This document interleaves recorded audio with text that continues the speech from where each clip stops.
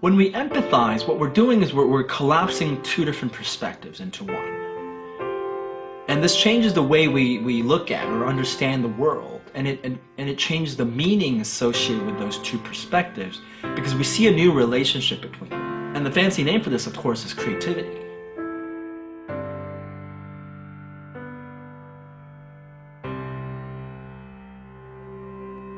A long time ago, I had a close friend who was bipolar.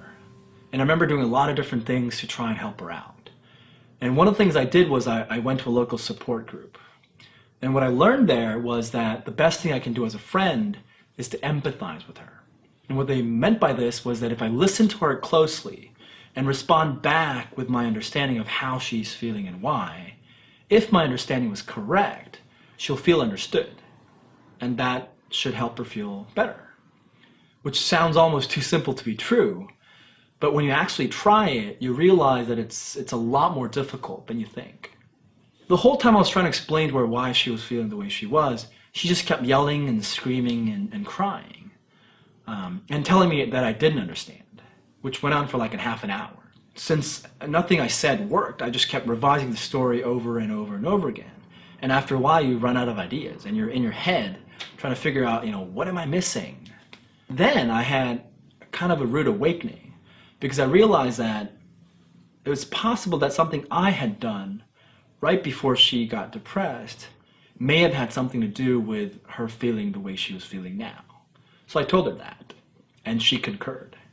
The story I've been telling her was framed in such a way that it was all her fault, and I had nothing to do with it. So basically I was assuming that she was a mentally ill patient, and I was some kind of an enlightened healer or something like that, which made it impossible to empathize with her. What was really remarkable about this was that I ended up with a story that was completely unexpected, yet completely obvious in hindsight at the same time. The story was so simple and obvious and logical, I couldn't understand why I hadn't thought of it in the first place. I was like, no wonder you felt that way, or you feel this way. And she even thanked me for it, which was surprising because I didn't know I could be thanked for trying to understand someone. I mean, this basically changed my understanding of what it means to understand, and also what it means to be a friend. And I think this is exactly what happens when we're making something. Just think of all the times you've had to work with materials you've never worked with before, or sat down to make something you've never made before. In the beginning, you're always starting with your own assumptions and biases. And you're probably using the same methods, tools, and devices that you've used in the past as well. So soon enough, it feels pretty familiar what you're doing, and you feel pretty good about the work you're doing as well.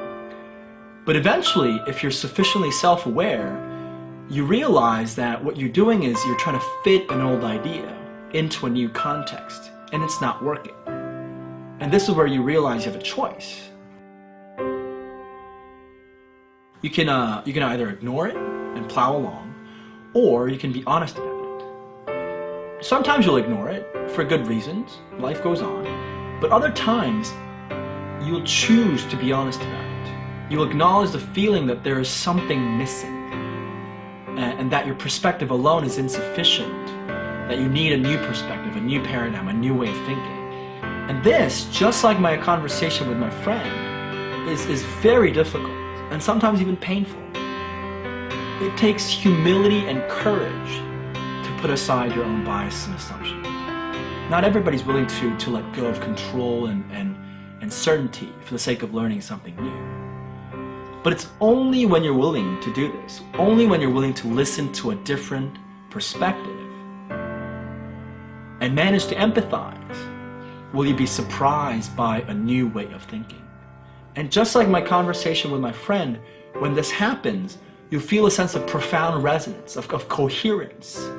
And you'll wonder why you hadn't thought of this simple, obvious, and logical way of thinking before. When I look around, I see many of us are infatuated with creativity, innovation, and transformation. And I've spent a decade in the field of design consulting and high-tech R&D, so I see and I understand why this is valuable. But we're missing the big picture if we're too obsessed with these ideas.